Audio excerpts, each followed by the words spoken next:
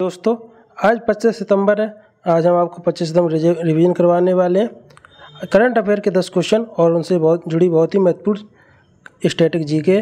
आज का पहला क्वेश्चन है, हाल ही में सिंधु जल संधि से संबंध में स्थायी मध्यस्थता अदालत की बैठक कहाँ हुई है? सिंधु जल संबंध है, इसकी संधि के लिए मध्यस्थता हुई है। इसकी अध्यक्षता किसने की है? इसका आंसर सी, ये वियना है, ऑस्ट्रिया की राजधानी यहाँ पे हुई है। आइए अब जानते हैं कुछ वियना के बारे में। वियना है, ये ऑस्ट्रिया की राजधानी है और वियना शहर है, ये डैन्यूब नदी के किनारे बसा हुआ है।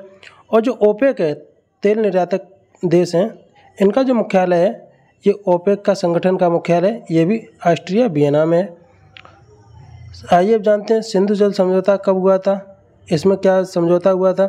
सिंधु जल समझौता भारत पाकिस्तान के बीच 1960 में हुआ था। ये जो विश्व बैंक है, वर्ल्ड बैंक, इसने करवाया था। इस समझौते में क्या हुआ था, जो झेलम है, चिनाब है और रावी सिंधु नदी है, ये तीन नदियों का 80% पानी पाकिस्तान यूज करेगा और 20% पानी है वो भारत यूज करने वाला है। रावी हुआ, ब्यास हुआ और सतलज, ये तीन नदियाँ थीं, इनका 80% भारत पानी यूज करेगा और 20% पाकिस्तान यूज करेगा। कुछ परियोजना हैं, उनको भी जान लेते हैं। झेलम पर कौन कौन सी परियोजना है? उरी परियोजना है, किशनगंगा परियोजना, ये झेलम नदी पर है। चिनाब नदी पर कौन कौन सी परियोजना है? ये दुलहस्ती परियोजना, बगलिहार परियोजना, रैटल परियोजना, सलाल परियोजना और पकलडुंग परियोजना, ये चिनाब नदी पर है। अब वेदों में किस नदी को क्या कहा गया है, ये भी जान लेते हैं। झेलम नदी को वितस्ता कहा गया, चिनाब नदी को अस्कनी कहा गया और रावी नदी को परसुनी कहा गया और ब्यास नदी को विपाशा वेदों में कहा गया है।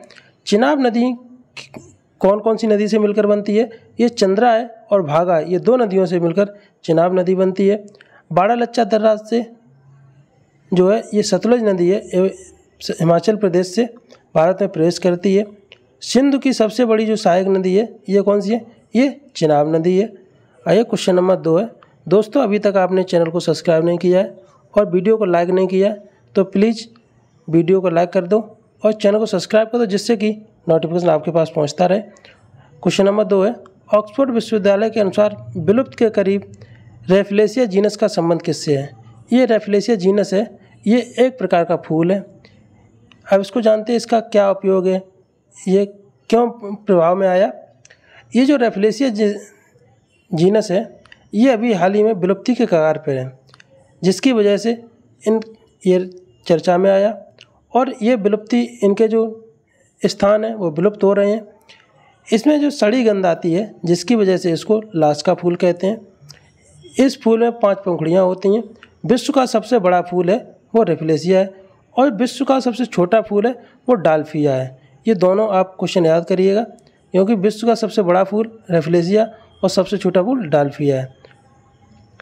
कुछ और पुष्पों के बारे में जानकारी करते हैं। फूलों के नर जो जनन अंग होता है, इसको क्या बोलते हैं? इसको हिंदी में पुंकेसर या वैज्ञानिक भाषा में एडोसियम इसको हम बोलते हैं, जो फूलों का नर जनन अंग होता है। और जो मादा जनन अंग होता है, इसको क्या कहते हैं? स्त्री केसर या जिम्नोजियम, इसको हम स्त्री केसर को कहते हैं। अभी हाल में फूल की एक नई प्रजाति बनी थी, जिसका नाम था नमो 108। ये क्या, किसकी प्रजाति थी? जो कमल है, इसकी एक नई प्रजाति बनी थी। शांत स्वरूप भटनागर पुरस्कार 2022 के तहत अभी मिला है। ये किसको दिया है? जो विज्ञान की श्रेणी है, जैविक श्रेणी, इसके तहत मिला है, जो डॉक्टर अश्विनी कुमार है और जो दिव्यम गांगुली, इन दोनों को लोगों को मिला है। डीपीटी, जो डिप्थीरिया, पर्टूसिस और टेटनेस, ये 3 का टीका लगता है, ये डीपीटी का टीका होता है। एमएमआर, मीजल्स, मम्स और रुबेला, ये 3 का टीका लगता है, ये एमएमआर का टीका कहलाते हैं। मरुस्थल में जो पाई जाने वाली वनस्पति होती है, उसको हम क्या कहते हैं? उसको जीरोफाइटा कहते हैं। और जो जल में पाई जाने वाली जो वनस्पति होती है, पौधे होते हैं, उनको क्या बोलते हैं? उनको हम हाइड्रोफाइटा बोलते हैं। क्वेश्चन नंबर 3 है, प्रतिवर्ष विश्व राइनो दिवस कब मनाया जाता है? अब इसमें हम जानने वाले हैं कि प्रतिवर्ष विश्व राइनो दिवस का महत्व क्या, क्यों मनाया जाता है और पहली बार किसने मनाया था, कब मनाया था और किसने इसके लिए बढ़ावा देने के क्या प्रयोग किए। इसको विश्व राइनो दिवस है 22 सितंबर को मनाते हैं। इसको पहली बार किसने मनाया था? इसको पहली बार 2010 में मनाया गया था, ये विश्व राइनो दिवस। इसकी जो शुरुआत किसने की थी? जो वर्ल्ड वाइल्ड लाइफ फंड है, WWF, इसने शुरू की थी। वर्ल्ड वाइल्ड लाइफ फंड का जो मुख्यालय है वो कहाँ है? जिनेवा में। गैंडा है भारत में, ये 5 प्रकार के पाए जाते हैं। विश्व में 5 प्रकार के पाए जाते हैं, लेकिन भारत में केवल 1 प्रकार का गैंडा पाया जाता है, वो एक सींगा वाला गैंडा पाया जाता है। ये कहाँ पे पाया जाता है? ये जो असम का काजीरंगा नेशनल पार्क है, यहाँ पे ये पाया जाता है। और गैंडों के संरक्षण के लिए इनका संरक्षण जरूरी है। गैंडों, क्योंकि गैंडों की जो तस्करी होती है, ये जो गैंडों के सींग होता है, इसकी वजह से इनकी तस्करी होती है। इसको बचाने के लिए, गैंडों को बचाने के लिए गैंडा दिवस मनाना शुरू किया गया है। गैंडों के संरक्षण के लिए जो विश्व बैंक है, इसने कदम उठाया। इसने वन्य जीव संरक्षण बॉन्ड जारी किया था। ये गैंडों के लिए स्पेशली किया था। एक सींग वाले गैंडे असम में पाए जाते हैं। क्वेश्चन नंबर 4 है, वर्ष 2023 का नॉर्मन बोरलॉग फील्ड अवार्ड किसे प्रदान किया है? इसमें हम जानेंगे कि नॉर्मन बोरलॉग फील्ड अवार्ड किसे दिया जाता है, क्यों दिया जाता है और कब से प्रारंभ हुआ, ये सभी कुछ जानेंगे। जो अभी हाल ही में दिया गया है, ये किसको दिया? स्वाति मोहन। ये नॉर्मन बोरलॉग थे, ये कौन से थे? जो विश्व में हरित क्रांति के जनक थे, ये थे। इनके ही नाम पर इसको शुरू किया गया। और भारत में जो हरित क्रांति के जनक थे वो कौन से थे? वो MS स्वामीनाथन थे। स्वाति मोहन जो रहने वाली हैं, वो कहाँ की रहने वाली हैं? ये उड़ीसा की रहने वाली हैं। अब ये अवार्ड किसको दिया जाता है, उसमें धनराशि क्या होती है? जो चावल की खेती में उन्होंने क्रांति लाई है, जो कृषि के क्षेत्र में कुछ नया उपयोग करते हैं, ऐसे वैज्ञानिक जिनकी आयु 40 उम्र है, उनको ये अवार्ड दिया जाता है। और इसमें राशि कितनी होती है? इसमें राशि $1000 होती है, $10,000 होती है। और भारत में हरित क्रांति के जनक MS स्वामीनाथन है। अभी हाल ही में कुछ और पुरस्कार हैं, जैसे रेमन मैग्सेसे पुरस्कार है, ये 2023 का रवि कन्नन को दिया गया है। चावल अनुसंधान केंद्र, ये भी कृषि से संबंधित है, ये मनीला है, ये फिलीपींस में है। विश्व का चावल अनुसंधान केंद्र और भारत का जो चावल अनुसंधान केंद्र है, ये उड़ीसा कटक में है। और गेहूं की अभी नई फसल तैयार की गई थी, इसका नाम क्या? HD 3385, ये गेहूं की नई फसल थी। क्वेश्चन नंबर 5 है, हाल ही में किस देश की संसद ने 1000 साल पुराने एलियन शवों को प्रस्तुत किया गया है? यहाँ पे क्या हुआ, कुछ शव मिले हैं जिन शवों को एलियन का शव बताए रहे हैं, इस वजह से इनको संसद में पेश किया और इन पर चर्चाएं हुई। ये कहाँ पे हुई है, इसको भी बताएंगे। और क्या क्या इसमें मुख्य पॉइंट है, ये भी बताएंगे। ये हुआ मैक्सिको में, जो मैक्सिको की संसद है, यहाँ पे सब मिले हैं और यहाँ पे मैक्सिको की संसद में ये सब लाए गए हैं। अमेरिका और मैक्सिको की सीमा को बनाने वाली जो नदी है, ये कौन सी है? ये जो रियो ग्रांडी नदी है, ये नदी है। मैक्सिको में कंकाल एक जो पेरू स्थान है, यहाँ से मिले हैं, ये जो सब मिले हैं पेरू से। मैक्सिको है, ये किस द्वीप महाद्वीप में पड़ता है? जो उत्तरी अमेरिका महाद्वीप है, इसमें पड़ता है। फीफा वर्ल्ड कप 2026 जो अमेरिका में होने वाला है, ये भी मैक्सिको में होने वाला है। मैक्सिको और क्यूबा को अलग करने वाली जो संधि है, वो कौन सी है? ये युकाटन चैनल है। हमारी पुरानी संसद का नया नाम क्या रखा गया है? ये संविधान सदन रखा गया है। नई संसद का जो उद्घाटन हुआ है, वो कब हुआ है? 28 मई 2023 को किया गया है, जो वीर सावरकर हैं, इनकी जयंती पर किया गया। नई संसद भवन का पहला जो बिल है, वो 128वां बिल है। ये महिला आरक्षण बिल है। इस पर जो महिलाएं को राज्यसभा लोकसभा में 33% सीट का रिजर्व करने की घोषणा की गई है। संसद के 3 अंग होते हैं, वो कौन कौन से होते हैं? लोकसभा, राज्यसभा और राष्ट्रपति, ये 3 अंग होते हैं। और जो जापान की संसद है, अब संसद आए तो संसद के बारे में जान लेते हैं। जापान की संसद है, इसको डाइट बोलते हैं। पापोकेंट पोर्टल ज्वालामुखी जो विस्फोट है, अभी हाल ही में हुआ था, ये कहाँ पे हुआ था? ये भी मैक्सिको में हुआ था। क्वेश्चन नंबर 6 है, प्रधानमंत्री मोदी उत्तर प्रदेश के किस जिले में अंतर्राष्ट्रीय क्रिकेट स्टेडियम शिलान्यास करेंगे? ये क्वेश्चन स्पोर्ट्स से लिया गया है, स्पोर्ट्स से, क्योंकि हर एक क्वेश्चन आपके क्वेश्चन में पूछा जाएगा पेपर में, तो हर एक क्वेश्चन आपको जानना बहुत ज़रूरी है। ये जो अंतर्राष्ट्रीय क्रिकेट स्टेडियम की शिलान्यास करी गई है, ये कहाँ पे की गई है? ये आंसर भी वाराणसी में। ये कब की गई है? ये 23 सितंबर 2023 को प्रधानमंत्री के द्वारा इसका शिलान्यास किया गया है। अब उत्तर प्रदेश के कौन कौन से स्टेडियम हैं, उनके बारे में जान लेते हैं। कौन कौन स्टेडियम कहाँ पे हैं? जो इकाना स्टेडियम है, ये लखनऊ में। ग्रीन पार्क स्टेडियम है, ये कानपुर में। और ये तीसरा स्टेडियम बन रहा है, यहाँ पे शिव की जो धरोहर है, डमरू है और जो त्रिशूल है, इनका सभी का प्रत्यारोपण किया जाएगा, जो अभी वाराणसी में रखा गया है। इसकी नींव प्रधानमंत्री नरेंद्र मोदी स्टेडियम है, ये कहाँ पे, ये गुजरात में। बिरसा मुंडा स्टेडियम है, ये हॉकी का, ये राउरकेला उड़ीसा में। काला चावल महोत्सव भी उत्तर प्रदेश में मनाया गया था। अब उत्तर प्रदेश से जो महत्वपूर्ण क्वेश्चन है उनको जान लेते हैं। काला चावल महोत्सव है, ये उत्तर प्रदेश में मनाया गया। द्वितीय तरल नैनो जो यूरिया संयंत्र खोला गया था, ये प्रयागराज उत्तर प्रदेश में खोला गया था। और पहला जो खोला गया था वो कलौल गुजरात में। भारत की पहली दक्षिणी पश्चिमी एंटी थिएटर मुख्यालय स्थापित किया गया जाएगा, ये कहाँ पे किया जाएगा, ये लखनऊ और जयपुर में ये 2 एंटी थिएटर मुख्यालय स्थापित किए जाएंगे। उत्तर प्रदेश के किस जिले में मंदिर संग्रहालय स्थापित किया जाएगा, ये अयोध्या है, राम की भूमि, यहाँ पे मंदिर संग्रहालय स्थापित किया जाएगा। उत्तर प्रदेश के किस शहर में पहली बार ट्रांसजेंडर प्राइड वॉक का आयोजन हुआ है, जो ट्रांसजेंडर को अच्छी सुख सुविधाएं मिल सकें, मेडिकल सुविधा अच्छी मिल सके, इसके लिए किया गया था, ये लखनऊ में किया गया था। अभी हाल ही में उत्तर प्रदेश में 3 यूनिटी मॉल खोलने की घोषणा की गई है, ये कहाँ की गई है, ये वाराणसी, आगरा और लखनऊ, यहाँ पे 3 यूनिटी मॉल खोलने की घोषणा की गई है। क्वेश्चन नंबर 7 है, हाल ही में सर्वश्रेष्ठ पर्यटन गांव के रूप में किसे नियुक्त किया गया, चुना गया है। जो सबसे पर्यटन गांव का मतलब है जहाँ पे सबसे अधिक पर्यटक लोग आए हैं, ऐसा गांव की अभी रिपोर्ट आई है, वो कौन गांव है, जो क्रीटेश्वरी गांव है, ये अभी सर्वश्रेष्ठ पर्यटक गांव के रूप में चुना है। अब क्रीटेश्वरी कहाँ पे पड़ता है, ये इसकी जो पुरानी जो है, इससे इतिहास क्या जुड़ा हुआ है, ये सभी बताते हैं। जो मुर्शिदाबाद है पश्चिम बंगाल में, यहाँ पे ये क्रीटेश्वरी स्थान है। क्रीटेश्वरी जो है मंदिर शक्तिपीठ है, ये एक माँ का मंदिर है, यहाँ पे सबसे अधिक पर्यटक लोग आए हैं। भारत का जो पहला विलेज है एटलस जारी किया, उसका नाम क्या है, मई में ये भारत का पहला विलेज एटलस है। अब जान लेते हैं जो मुर्शिदाबाद है, इसका पूर्व इतिहास क्या रहा है, इसको भी जान लेते हैं।